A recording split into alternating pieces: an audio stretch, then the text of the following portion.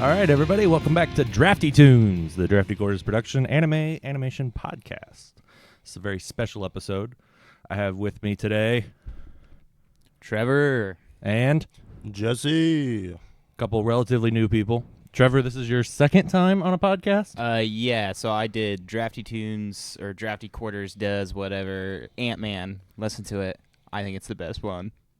Yeah, I said that too when I was on Iron Man 2. Oh, well, you know what? We're both wrong, so. And then this is your first one, right, Jesse? Yep. All right. You got a podcast virgin. Let's not say virgin on the podcast. Makes me uncomfortable. All right, so we're going to do Love, Death, and Robots. This will be part 5, I believe. The other ones we recorded a little differently. We intended to just release it as a 3-part series, but we instead realized that our 3 parts were a little long, so we're going to break them up into 6. So we previously released part 1 and part 2 that had the guests that were the same. That's why it might have come across a little weird because we cut it up in 2. Same thing for part 3 and 4. Originally it was listed as part 2, but we cut it up. That's why it has separate guests. And this will be part 3, but actually parts 5 and 6. Because we're going to split this one up just as we did the others. All right, so one of the things I wanted to get into before we start talking about episodes, before we started watching it this time, I noticed that this show is Emmy nominated. Exciting. I thought so. Leaps and bounds. Deserving, too. Right. It's just like, I've always really liked it because this is probably my 4th, maybe 5th time watching through the series. I've seen it a lot. So for some context, the first time I watched this, I found it by myself and just kind of watched through it and was immediately hooked. Binge watched the whole thing in a day and a half. And then immediately showed my wife a couple of my favorite episodes, and she loved it, and we immediately watched the whole thing all over again. So I literally watched this whole thing front to back twice in a row. Like, immediately after watching it. I had the exact same experience. I was, like, waiting for my wife to come home from work, and I was like, oh, these are only, like, 15-minute episodes. Like, I'll just try it, and watched it. My wife got home, and I was like, listen, you have to watch this with me. This is amazing. Yeah, and we just started it over again. So good. Which is why I'm excited that this is your first time, Jesse, watching it. Because it's easily one of my favorite animated shows. Even though they're all individual shorts, but it's so good. And we actually have some really good episodes in the lineup for you today. Not that there's very many bad ones, and looking through our list here, we do have one bad one, but it's not the worst one. So you have that going for you. So the Emmys it was nominated for were Outstanding Short Form Animated Program 2019 for The Witness, which I thought was interesting because it wasn't my favorite episode. I realize you don't have much to say because you haven't seen it. But, Trevor, you've seen The Witness, right?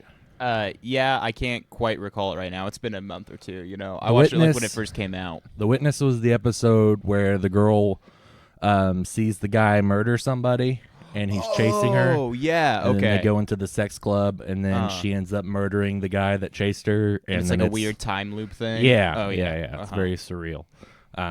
It wasn't my favorite episode. I thought it was okay for what it was, but I mean, I didn't.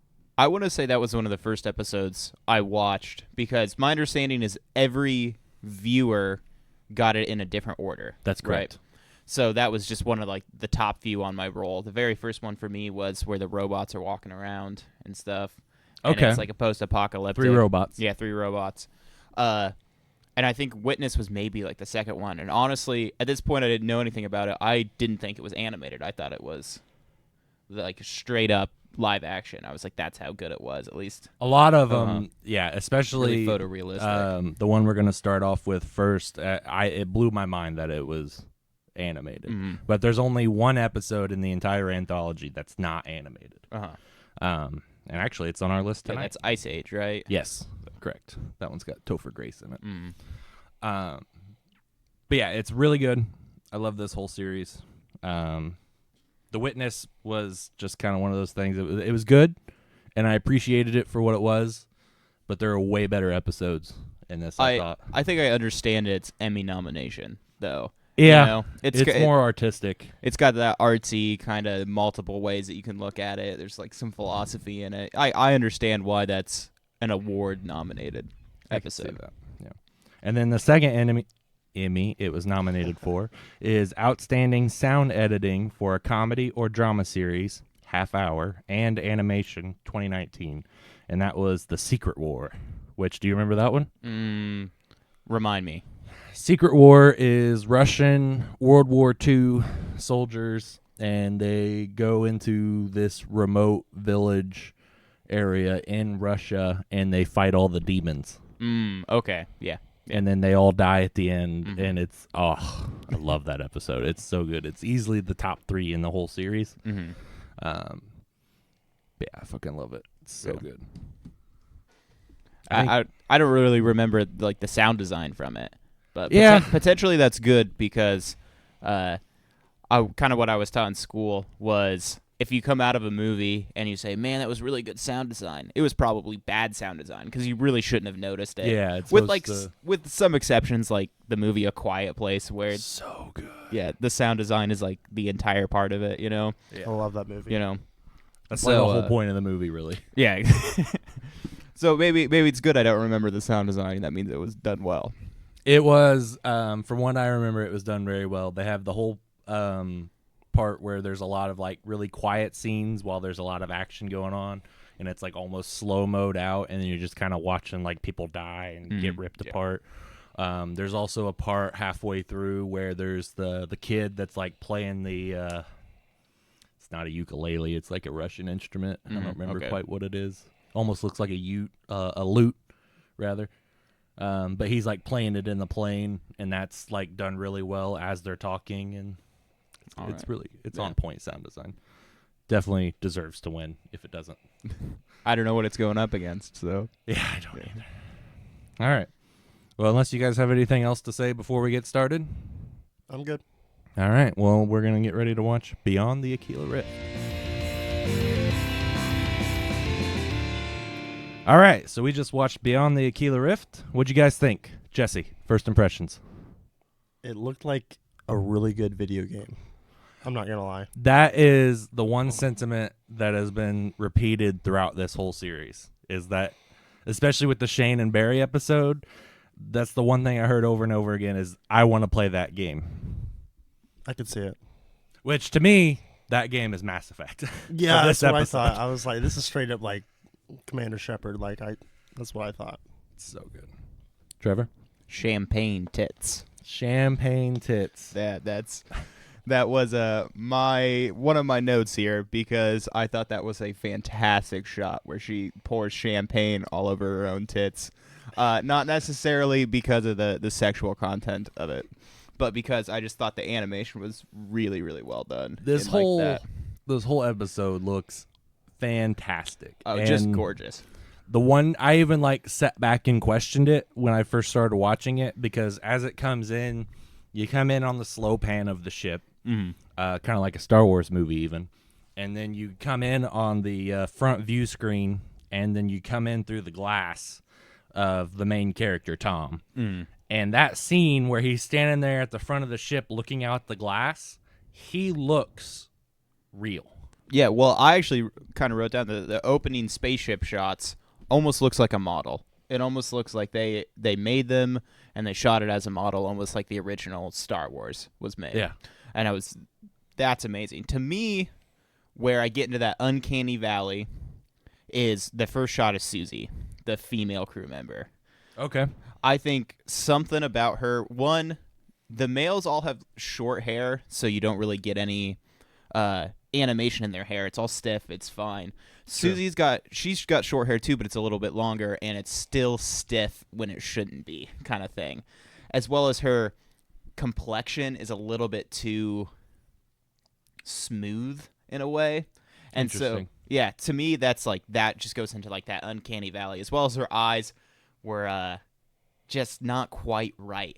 So, like, I think, like, Greta's model was done a whole lot better than Susie's model. Greta, I believed more than I believed Susie. Okay. And those were the two things that I think, as far as animation goes, kind of brought me out of this whole, like, photorealistic thing, was Susie's model and Susie's animation. Greta at points, as well as when they would, facial expressions were just not quite human enough, in my opinion, to, like, not bring me out of, the idea that I'm watching an animation. So here's an interesting thing that I noticed while I was looking up stuff about this episode. The cast, all of them, I haven't heard of any of them before, which to me is a good thing. I've said before on the show that I like the little-known voice actors taking some of these roles because it's easier to believe them as a character when you haven't heard them in anything else before. Exactly. Same thing for anime, because like in a lot of anime, you get a lot of the same people doing the same types of roles. Funimation. Yeah. Specifically, you get Bryce Papenbrook that voices like all the lead teenage protagonists, and that's why your Kirito sounds the same as the I can't think of his name. The guy from Seven Deadly Sins, the main lead character. The fuck is his name? It's not important. But they're literally voiced by the same guy. Yeah. And it just blows my mind that like he literally does the same voice for the same style of character. And like it trips me up for the first couple episodes, but then I'm just like, whatever. And then I just fall into that, believability. But what I was going to say about the voice actors for this show is from the pictures of the crew, all of them look different except for Susie, who actually looks like her character. Yeah. That I noticed that too a little bit. So I wondered if they modeled, for your reference, Jesse, Susie, I wonder if they modeled her character after the voice actress, because they've done that in some of these other shows. They model the character after the voice actor or actress. But it's weird that they would do it for just her and not the whole cast. Well, I was wondering if maybe, now I don't know the exact way that this works, but I know that you can place sensors on the face and everything, and then while they're doing their voice, capture that and then use that as a model later in your animation to help with that. And I thought maybe that's what was happening the whole way through. Definitely, that's how they did the facial animations for all the characters. But potentially it failed at some points, in my opinion, and I think it maybe failed on Susie a little bit more than the other ones. Maybe she just wasn't as expressive when doing her voice acting. Or maybe maybe something went bad and some of it was unusable and they had to start from scratch. But I thought Susie was specifically the weak link in this animation. Maybe. And then I also wonder how much of that was intentional, because most of this episode takes place within a simulation, we find out at the end. And she was the one character that knew, outside of the antagonist, she was the one character that knew it was a simulation. So I wonder if a lot of that uncanny valley was almost intentional because she's out of place, because she knows she's out of place. Maybe that was never Susie in the first. Well, I mean, once you kind of get beyond the Aquila Rift, it probably wasn't even Susie in the first place. It was probably Greta's simulation of another human being, right? Potentially. Yeah, so maybe that's a good point. That could be why it was so uncanny valley, because it was Greta, the space monster, arachnid, creating another human for Tom. And that's why Greta and Tom were so much more realistic, because obviously Tom is himself. Greta is based off of Tom's memories, presumably. Yeah, based off of Tom's memories. And then Susie was sort of it would also be based off of Tom's memories, but was being controlled by Greta, potentially. So maybe that was part of it, is that she was trying to reconcile the difference between Tom's memories of Susie and the actual Susie, who was there at some point. Yeah. Because she fought back against the system before she was put back into machine and basically put on ice. Yeah, or potentially killed too, because it looks like the third crew member was completely dead. Yeah. Yeah, and I always kind of wonder what happened to him, like if he died on impact or if she already did all of this with him. Ooh, good point. And because my headcanon for this is that the monster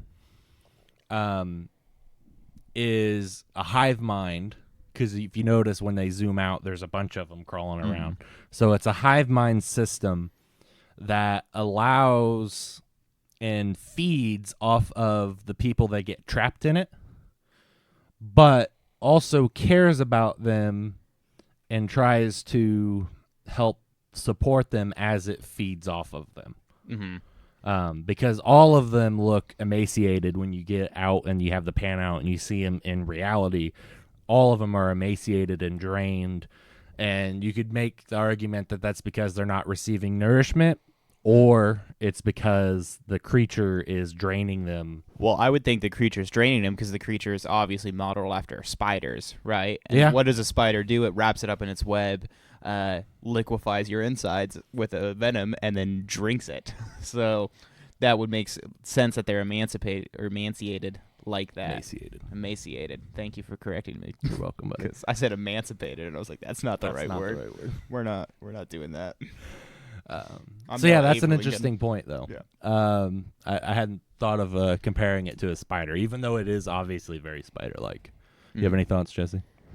Yeah, I'll just let you guys talk a little bit. When in the beginning scenes, I thought Tom was like really optimistic, and initially he was like really optimistic because Susie was hysterical from the get-go. So like I was looking at a character point of view, not animation. Sure. That's what I like really focus on when I watch something. Character development. Yeah, and like just character design as well. But Tom was just really like trying to like hold her together, and then Susie was just hysterical the entire time, and like yeah, definitely. But also like near the end of it, like I also look at themes, and like when I realized like the whole spider thing, we realized like the reality is not what you think it is, and that's basically what reality is. It's just constructs. Yeah, and that's one of the things that really trips me out about this episode, because it's like, is it better for him to know the reality? And in his case, obviously it's not, because she immediately starts it all over again, and then he accepts it better as a simulation the second time, and then she improves upon what she's doing, so he's more comfortable with the simulation. And I just think that's very interesting that, like, it's kind of like The Matrix, which I'm sure you guys have both seen The Matrix. Absolutely. There's that whole paradigm in the first one where is it better to live your life in the Matrix not knowing, or to be in the harsh reality just because it is reality, you know? And then you even see throughout that movie, there's the guy that is trying desperately to get back into the Matrix, and he's the one that betrays the entire crew to get back into the system, because he would rather have the fantasy and be happy than have to face reality in all of its harshness.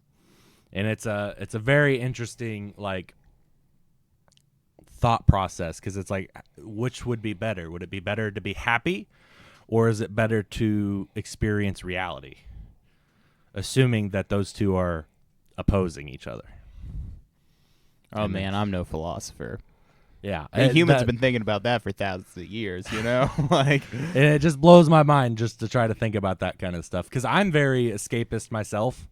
That's one of the reasons why I watch these animated shows. It's one of the reasons why I play video games, is to escape reality for a little bit and really explore these other worlds and other narratives and stuff outside of my own life and my own narrative. So it's like, at some point, is it better to be in this trapped, confined, happy box, or is it better to just, go out and experience life? And the beautiful thing is, there's no like right answer for that. You can do either. And you can have a happy balance of both. Absolutely. And I think there's also the argument to make that, he's trapped in this interdimensional kind of being thing. Yeah. That's his life, and he's not getting away from it. Yeah. So why not enjoy the simulation and make the best part of it? Yeah, exactly. Yeah, that's his life. So in a way, he's enjoying his life to the fullest potential because of whatever happened to him. Yeah. So yeah, that's a very interesting point. But yeah, I love going back on animation. I love how this looks. And the one thing you talked about, the champagne, for me, it's the cigarette smoke. Cigarette smoke. Also, they were after they were done doing it, they were in bed together, and the folds in the fabric were amazing. Like, it looked like a real bed that's been, ravished in. Yeah, Oh, but God, I hate myself. To go back to the cigarette, it always blows my mind, and I've been saying that a lot because this episode really blows my mind. As a former smoker, I've noticed that the way she smokes is exactly how it is. So whoever controlled the facial animations or however they captured it or however they did it, they actually took the time to study how a person smokes a cigarette. And that is fantastic because they nailed it.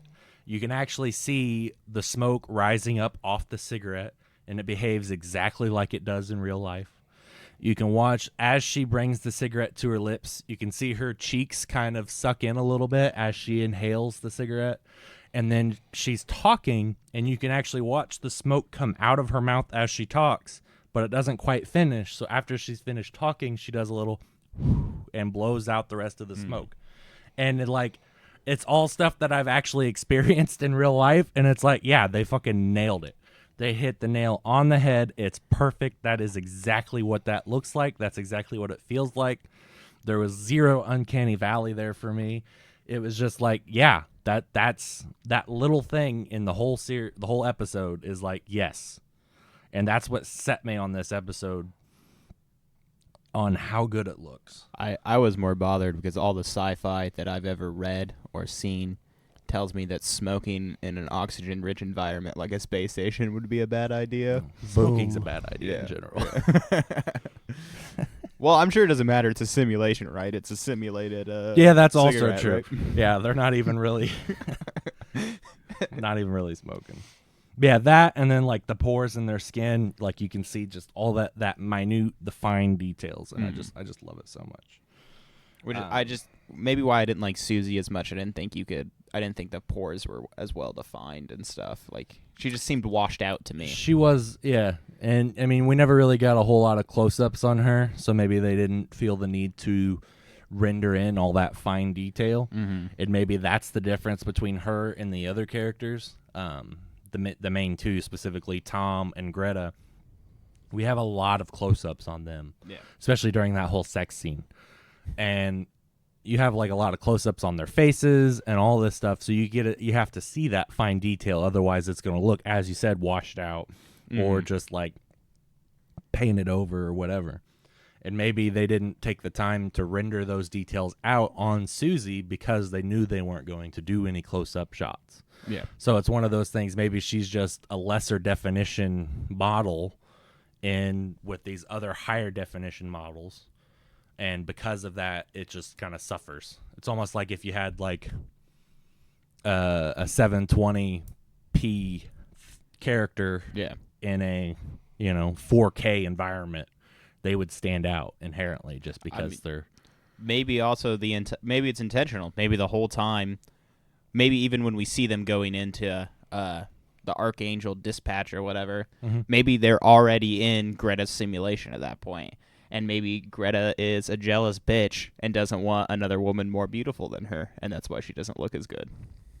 Oh, maybe. I hadn't considered that they were in the simulation the whole time. I assumed the first part of it was the reality, and then once they pass through their relay system is when they get trapped.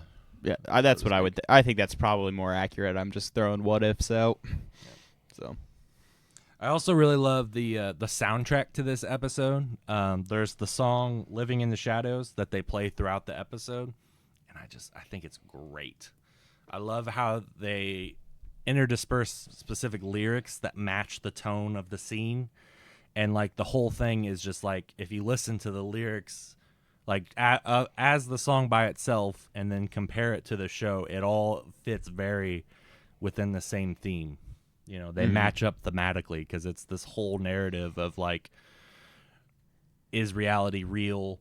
And, like, living in the shadows and, like, her playing all these mind games, her being Greta the monster, playing all these mind games with Tom, but also still caring about him, because I think she genuinely does care about him.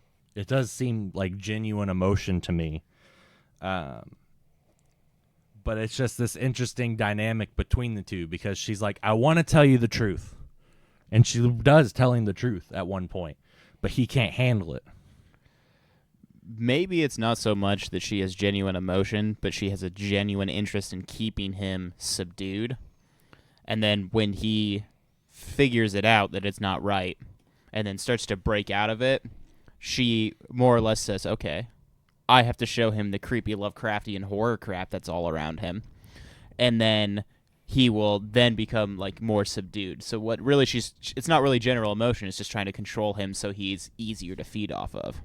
Okay, so you think maybe she's just trying to break him so that he will accept or her simulation as the reality and the reality as a nightmare. Yeah, exactly. So it's almost like her version of, like, a sedative, right? So originally comes here, he's already, out, so she takes control. He starts to break out into his own mind again, and she lets it happen because she knows the horror is this other sedative that he will fall back into. Because if you notice, when he falls back into the simulation again, it doesn't start up where the simulation last stopped. It starts the whole simulation over again. So it's kind of like her shocking his mind back into... But she also does it differently, too.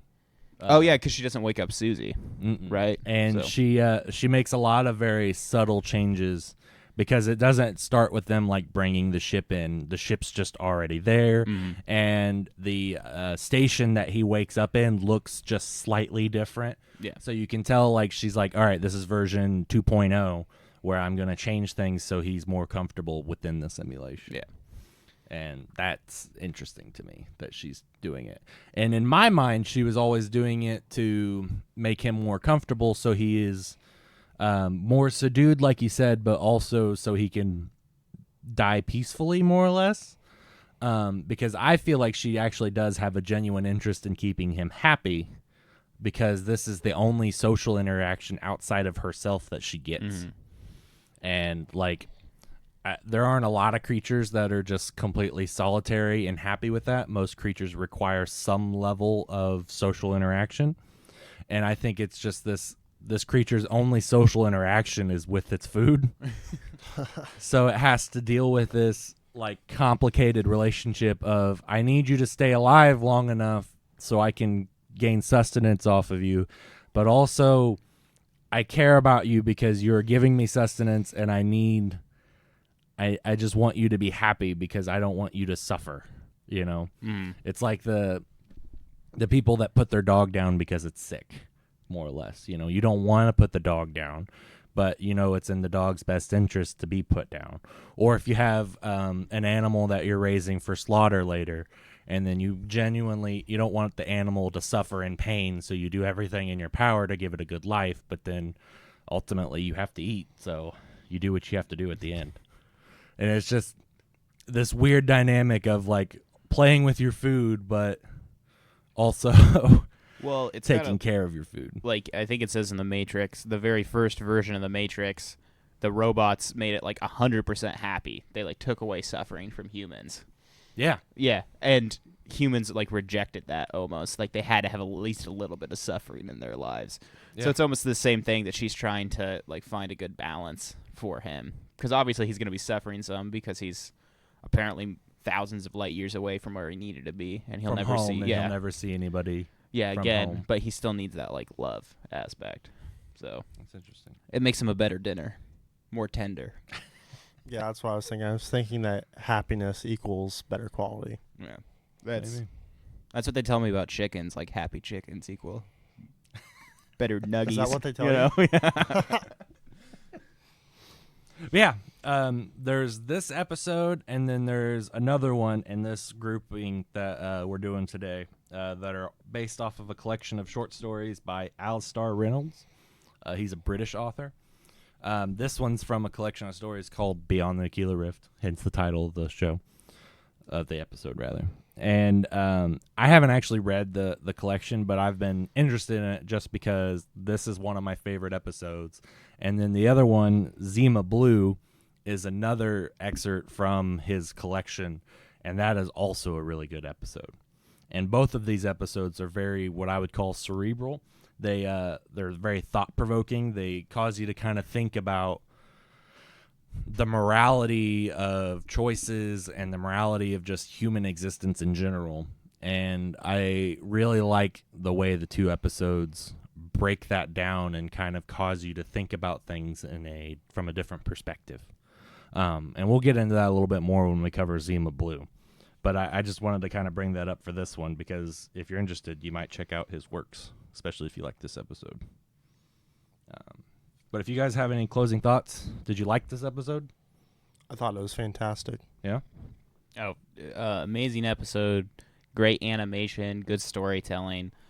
This is actually probably a good starter episode for somebody if you're introducing them, depending on what they like. If you know they're into like kind of like mind screwy horror stuff, this is probably a great starter episode if you're trying to introduce them to Love, Death, and Robots. To touch on your point previously about how it sets up episodes differently for everybody, this was the first episode it started me with. So, like, they nailed me perfectly because it's like, this is my favorite episode, and this is the one they started me with. And then I think they followed it up with Sunny's Edge, and then it was 3 Robots. So I started with, like, my favorite 3 episodes first. But then I ended on Alternate Histories, which is the worst one, in my opinion. That's the one where they kill Hitler over and over again. Yeah, I don't like that one. We're not doing that one today. Okay. That's the worst one. You're lucky. You missed it. However, you should go back, especially if you like a lot of these, Jesse. You should go back and watch the rest of the series. I plan to. Because it's so good. All right. So, closing thoughts. Everybody liked it. Hopefully we continue to like it. We're going to move on to Ice Age next. Awesome. You might say that we're going to move beyond the Aquila Rift. You might say that. Yikes. All right, that was Ice Age. What'd you guys think? I thought I was watching like that 70s show, but like way in the future. Yeah, the animation looked great in this, right? Topher Grace was just so realistic. Absolutely. Yeah. I mean, the shadows, that's what was so good about it. You know, that's you can't get animation that has shadows that great. No, this is the only episode in the whole series that's done live action, but there is obviously a lot of heavy visual effects that they added in post. Yeah, okay, so like let's kind of go over it, I think. Yeah, go ahead. Yeah, so Ice Age, Topher Grace, who plays Rob, and Mary Elizabeth Winston, who plays Gail, are moving into a new apartment, presumably in like, you'd think like New York City or something. It's kind of small. It's not. I don't know. Maybe it's a little bit bigger. Yeah, you really only see the kitchen and then a glimpse into the next room. Yeah. So, and there's an old freezer or fridge in there. Uh-huh. And Topher starts digging out the ice-covered freezer section of it, and they find a woolly mammoth in an ice cube. Yep. And turns out that they've got a civilization in their freezer. Yep. And they kind of watch through it, and correct me anywhere if I miss something. They start out in kind of a medieval age, and then very quickly get into the Industrial Revolution, where they go to modern times. Then there's a big old nuclear war. Yep. They move to sort of a futuristic kind of feel to it. Finally to kind of like, I would call almost like a cyberpunk future, or more cyber future, and it gets more and more advanced until eventually they hit a point where it seems like they change their consciousness. They hit like the singularity. Yeah, I didn't know if the singularity was the right word for it, but yeah, the singularity where their consciousness and like machinery becomes one. And then they just disappear. I assumed they upload their consciousness to the universe. That's kind of what I thought happened. Or they go to another dimension. It's not really explained, but it's definitely open for interpretation. So, finally, Topher Grace unplugs the freezer. And when they open it up the next day, there's a new civilization of swamp people there. Swamp people? Swamp people. Well, I mean, swamp people, early humans. It's I definitely just more, took it's a it more as humid environment. True. You know? Yeah, I just took it as like everything just started over. And instead of being in like starting from an ice age kind of perspective, it just starts with dinosaurs. Yeah. So, interesting. I think I had a similar thing happen with my college freezer, but it was with mold and not humans. Yeah. So less exciting, but more cleaning bills actually. So yeah, I can imagine. God damn it. Yeah. So I really like this episode. It's another one of those like really thought-provoking episodes. But unlike the others, I think this one is more uplifting.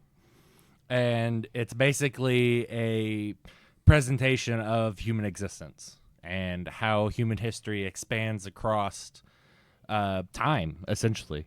And like the ultimate projection that they had for humanity, I thought was very interesting, because you show them going through time, much as we have in, the real life, in the real world, and they get to where we are now. And then they surpass, and then it goes into all-out war, which in this day and age seems like is where we're headed. And I thought it was like, oh, man, that's kind of a bummer. And then they even make the comments about how we could open up the door, and there could be nothing left. They could have killed each other. But then they open up the door, and there's a futuristic civilization. They've surpassed war, and then they've hit all these technological advancements and are doing all this crazy stuff, and then there's, they just disappear at the end, which is presumably a very positive thing. And like you see all the like disappear into like little motes of light and all this crazy stuff at the end. And I don't know, maybe I just came out with that a little bit differently. They mentioned at one point, they're like, do you think we're their gods? And then it does a little zoom in of the guys on the steel beam. They're like, who are these douchebags looking at us, So like, fun fact, yeah, one of those guys is voiced by John DiMaggio. Oh, really? Yeah, the voice of Bender from Futurama. Oh, that I think fits. he also did the Joker in Under the Red Hood. Maybe. Batman. He does a lot of voice acting. Oh, cool. He's very good. Very talented. But Gale goes. So they know that they're sort of set up almost as like a god. Like they can kind of control this, and so they might not be able to actually like physically control it, but they could like stop things from theoretically happening, they could have gone in and wrecked a building and done whatever, but they didn't. Well, and so the war starts to break out, and Gale like closes the fridge door and goes, can't expect them to outgrow war in a couple minutes. And then Rob, Topher Grace's character, kind of goes, what are we going to do?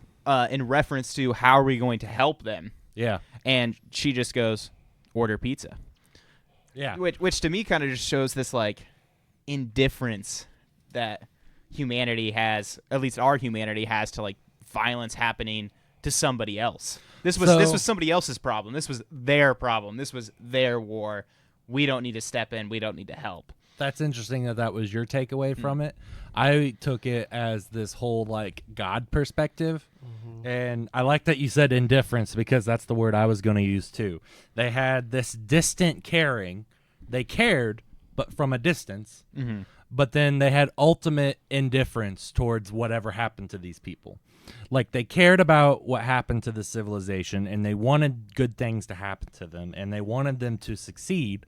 But ultimately, they were going to let them determine their own destiny, and were ultimately indifferent to how it ended, because this was only a matter of like, minutes or hours in their perspective.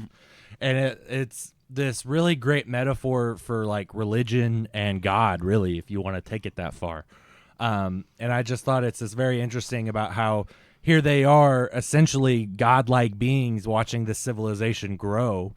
And it almost makes you wonder, I'm an atheist, so I'm not a super religious person or really even believe in a God. But if there was, it makes you wonder if that's what it's like, Like a lot of people talk about divine intervention, but how much of that is divine intervention as opposed to people creating their own intervention, So it's this interesting metaphor of, is this what's happening and they're just watching it, and then is that what the real God's doing? Is he just watching things and distantly caring and hoping for good things, but ultimately indifferent to what happens? And I don't know, that whole like philosophical, metaphorical thing. Big words followed by simple words. Just really kind of gets me thinking, and just like, I don't know, it's a very good question to just kind of sit and ponder on. Well, yeah, and that was kind of my second thought, and that I guess that really comes down to one of these other, like just deep questions is like, in this situation, are they just people caring about something distant from them, or are they gods in a way? Mm-hmm. And so maybe it's completely open to interpretation. I would think it's more of a metaphor of like if you kind of watched on the news bombs dropping someplace else in the world, rather than a god complex there, where they potentially they're like, oh, like almost watching through it. In some ways, it's almost like watching through a TV screen. It's about the same size. It's kind of the same limited interaction. If you notice, they never really, outside of maybe once or twice, they never go into the freezer after they clear the ice and that's it. Yeah, so you even see them framed like how you might see somebody like looking at a TV framed or something like that. And so it's almost like they're watching it as a movie or as TV, and it's the same thing. Like you sit there and you watch, I don't know, you watch what's a hot button issue right now. You watch the protesters in Hong Kong, and you go, oh man, that kind of sucks. What are we gonna do? Well, let's order pizza. It's kind of it's almost the same thing. Yeah, like the issue's so big that you don't really feel like you can do anything other than just continue living your life. Yeah, even there, potentially there's also, a language barrier. Can they even understand me? Like, how am I going to help somebody in Hong Kong? I can't speak Chinese or anything like that, so. No, that's interesting. But I like that they ended it in a very hopeful manner, in that, like, it's presumed that this good thing happens to them, and, they surpassed war and were able to achieve whatever it was they were trying to achieve, presumably. I mean, we really don't know. But it just felt very uplifting and hopeful for the future of humanity. And I like that. A lot of stuff that you see talks about humanity tends to go really dark. Like, most other shows or shorts would have had the nuclear war, and then that would have been it. Maybe it would have restarted after the nuclear war, but like that would have been it for that civilization, is they bombed themselves into oblivion and then nothing. And I thought this was really uplifting that they were able to move past that and grow as a civilization. And I just thought that was kind of inspiring that they chose to interpret it that way. But yeah, I thought the Lost Civilization, the whole premise of it is very interesting to me.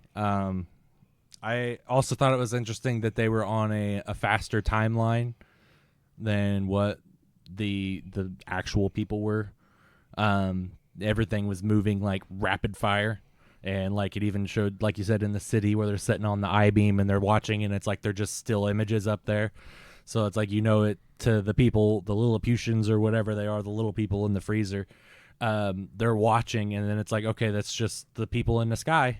They don't ever move. Yeah. They're essentially like trees to regular people, Yeah, that's a good this point. thing that like, it's just always there. You don't really notice it. It doesn't move, but it's still living, and you just assume it, and it's weird. And I thought that was interesting. I also, every time I watch this, I raise the question in my head, where do they get their resources? The civilization? Because it shows them at the very beginning mining peas, presumably for food, because there's like a bag of frozen peas that's busted open in the freezer, and they're like mining the peas, and the peas eventually go away.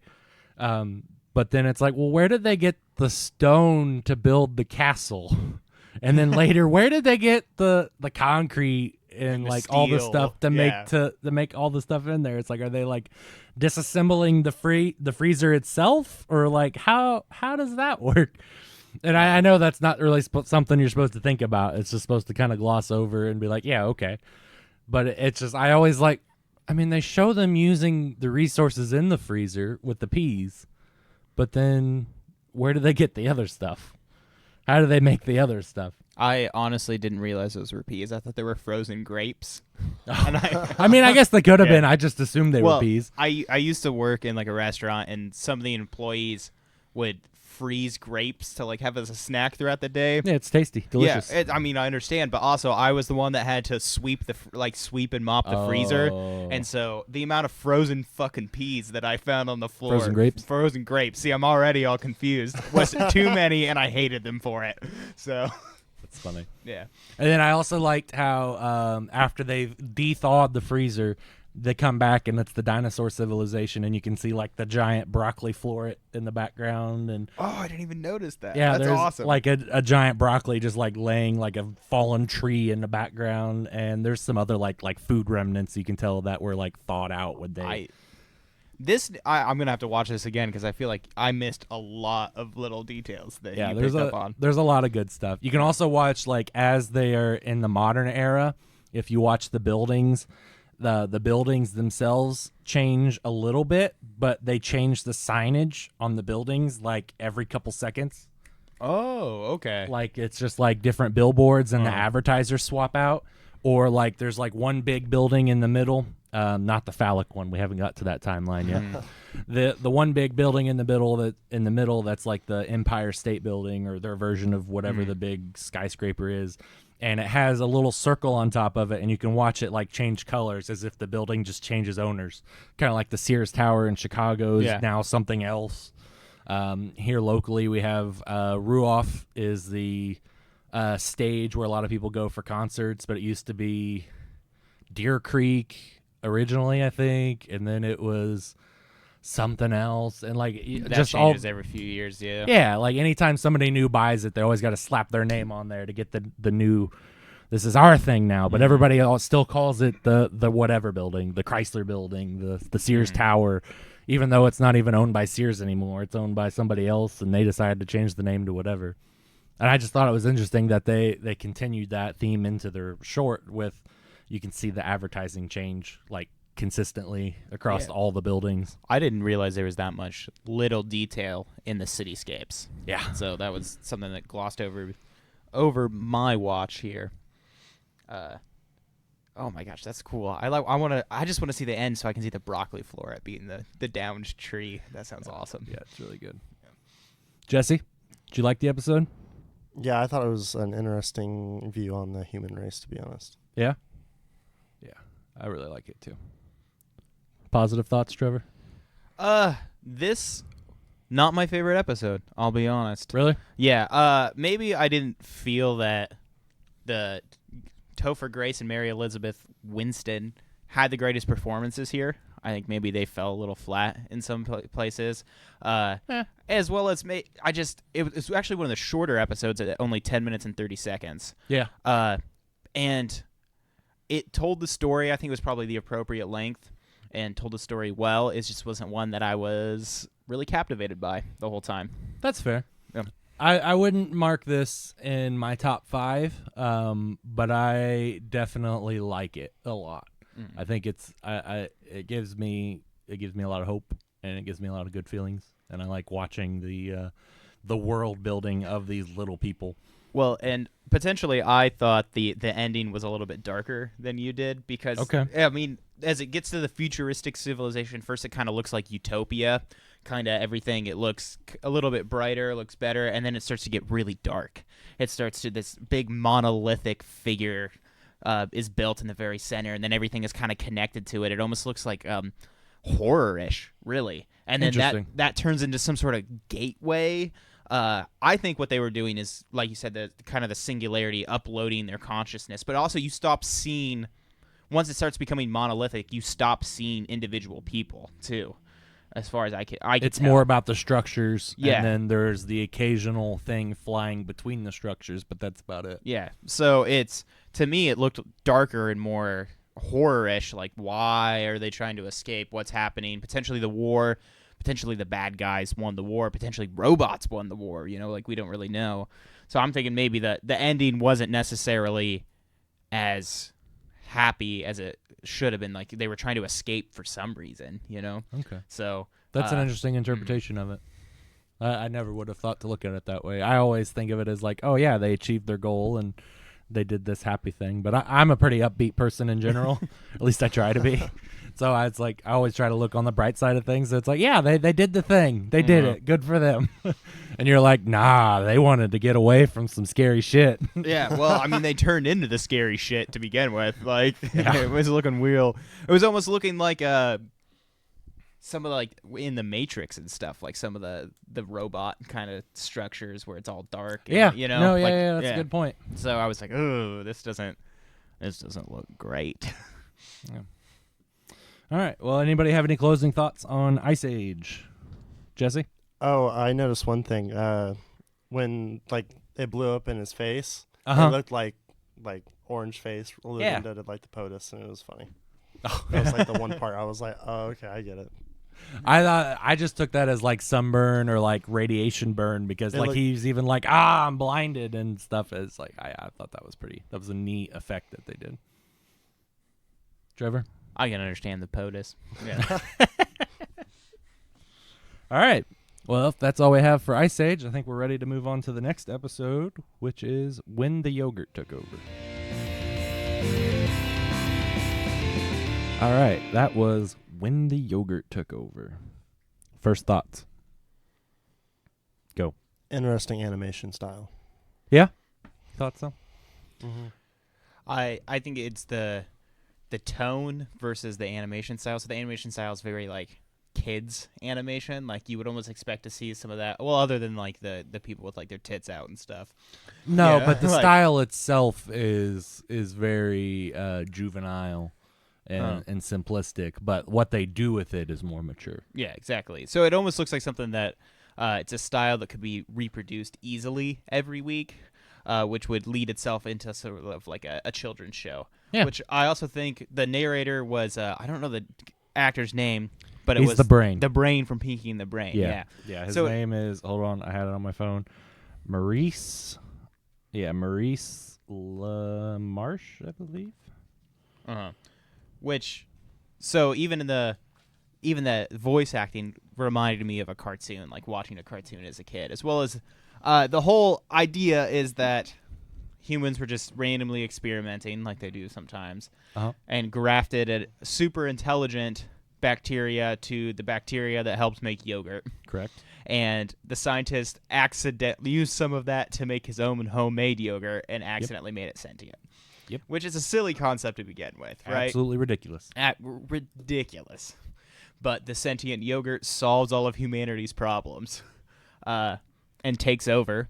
And then there's an identity crisis at the end for humanity, which is if the bacteria was smart enough to do all this, they would definitely be smart enough to just leave us because, we're basically their pets at this point, It got to a point where we were more in need of them than they were in need of us. Exactly. And it was a sobering and scary thought for the humanity in the show. Mm-hmm. Which I think is super interesting because it's silly that it was yogurt, right? There's no, Right. but it didn't have to be yogurt. It could have been literally anything. It could have been we made dogs smart. Yep. It could have been aliens from outer space came in and solved all of our problems. It could have been anything, and I think that's the idea that, like you said, where we need them more than they need us, and that's a scary thought for humanity, who's so Self-important. yeah, self-important and needs to solve problems ourselves. Like, so the yogurt gives the president of the United States the solution to the debt crisis that we're in, and they can't follow that because of their own vanity. And the yogurt knew they wouldn't be able to follow it and told them, you need to follow this to the letter or it won't work. exactly. And they knew they wouldn't follow it. Mm-hmm. So it's almost like humanity is taking a slice of humble pie, too. If they had just humbled themselves in the beginning, they still would have been in control, in power of their own destiny. But now instead, they're essentially slaves to the yogurt. Yep. So I think it's an interesting commentary on politics in general, about how there's a lot of people that know how to solve the problem, but the people in charge are usually so focused on their own goals and their own self needs and wants that they're not necessarily concerned about the group as a whole. Mm-hmm. Everybody's so focused on their own selfish needs and desires that they don't take the time to consider what's best for humanity as a whole. Mm-hmm. And that's ultimately what leads to our downfall. Yeah. And I think we're kind of seeing a lot of that, especially now in modern politics. And people are just now starting to realize that a lot of the people in charge shouldn't necessarily be in charge. Because you hear all the time about lobbyists and all these politics that are taking bribes and all these big packages from all these giant corporations, and then they're, moving in positions to do what the corporations want them to do as opposed to what's better for everybody in the country. And it's just very interesting commentary on a lot of the things that we're currently dealing in our political landscape. Or the other fact that maybe it is the perfect solution for this, but your own party didn't think of it, and so therefore you're not going to follow it. So it's awful. So it's bad. I think that's another commentary on that is maybe that was the perfect solution, but because the yogurt thought of it, we're not going to do it, and that you could say the same thing like because the Democrats thought of it, we're not going to do it. Because the Republicans thought of it, we're not going to do it. It reminds me of a Key and Peele sketch I saw where one of them was pretending to be Barack Obama, and he was in a room full of Republicans, and he was tricking them using reverse psychology. And he's like, all right, we're not going to do this. And they're like, no, we should do it. Like they were just on reflex disagreeing with him. And he was using that to do what he wanted to do. He's like, all right, you guys are in charge, I guess, so we'll do what you want to do.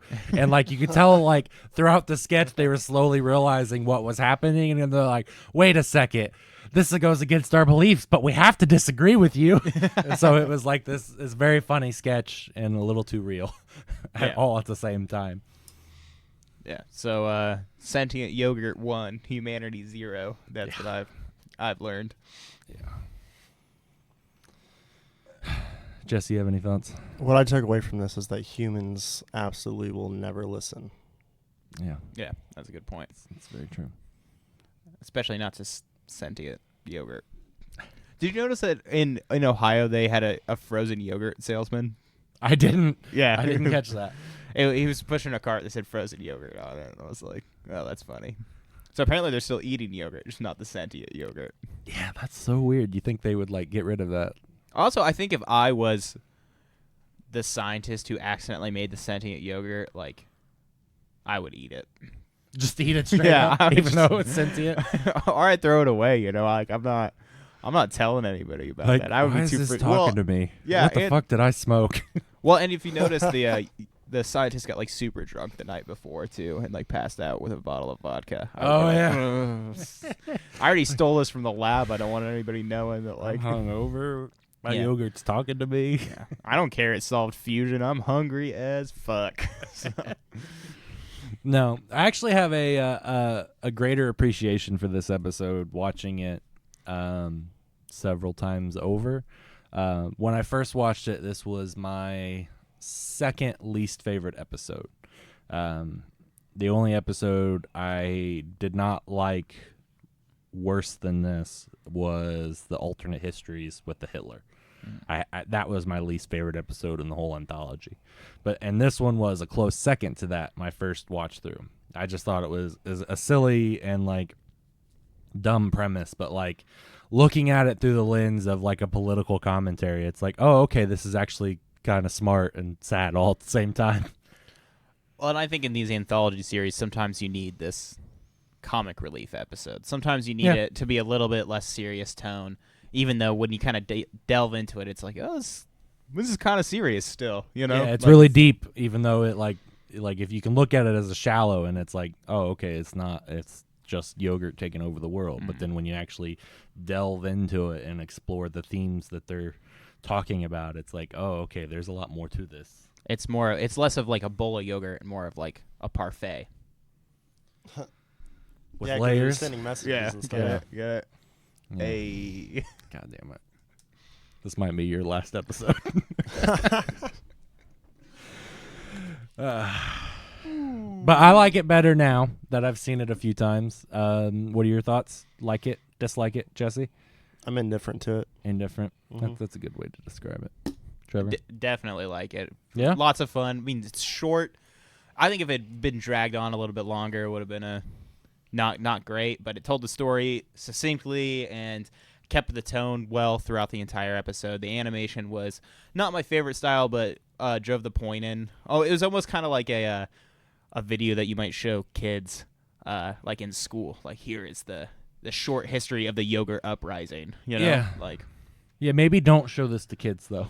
yeah, it's College kids. It's College kids. Yeah. over 18. High school kids. Animated titties. Seniors, preferably. That was there for a little bit. It was weird.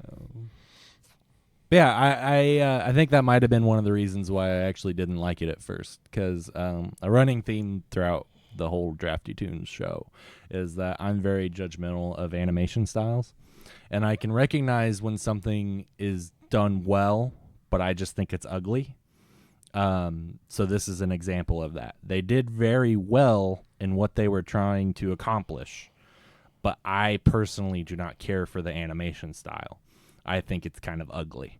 And I'm very judgmental of shows based purely off of the animation style. Another example of that is the alternate histories. I didn't like it, but I recognize they achieved what they were trying to accomplish. Big Head, another Netflix show. I was immediately in dislike of it purely based off of I thought the characters were all ugly. Do you mean Big Mouth? Big Mouth, not Big There we Head. go. Yeah. I didn't like it because they had big heads, though. I don't like the lips. Like, the lips in the show are just like, what? Yeah, They're like so fish lips. Like on everyone. my wife watched it and she enjoyed it. She thought it was funny, but like personally, it's like I have to let it grow on me just because my first reaction is just not good because I hate the animation style. And that's kind of something I need to work on personally, because like I shouldn't be that judgmental of a show that I haven't even seen before. But yeah, that's just one of my quirks that I have. Well, the purpose of art is to elicit emotional response. So if like the art doesn't hit you emotionally, or its initial emotional response is this is shitty, then in a way it did its job. So yeah, it's gonna hit people different ways. So I have no problem with you not liking animation styles. That's true. All right, we're really off topic. Yeah, I think we're ready to move on to the next episode, unless either of you have closing thoughts. Oh, the yogurt kept evolving, unlike humans. Humans stayed static compared to the yogurt. It was more dynamic. That's my closing thought. That's a good point. It is a very good point. The humans never really evolved and grew. It was just the yogurt. Mm-hmm. It's very interesting. All right, I think we're ready to move on to Zima Blue. Next episode.